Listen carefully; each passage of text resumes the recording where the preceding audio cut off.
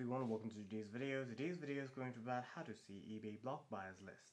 For that, the first thing that you'll have to do is open up the app, open up Google Chrome or a browser of your choice instead of the app, and then in the search bar what you'll have to do is head over to eBay login. That is eBay login. Once you type that in, you can simply hit go or enter on your keyboard and then tap on eBay sign in.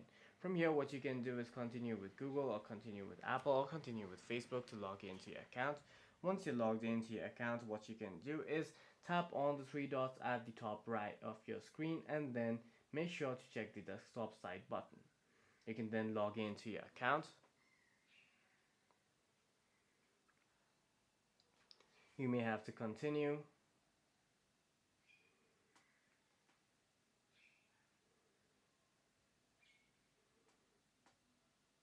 Once you're logged into eBay with your account, you can simply head over to the block list and then check your block list. For any further questions, please feel free to leave a comment down below.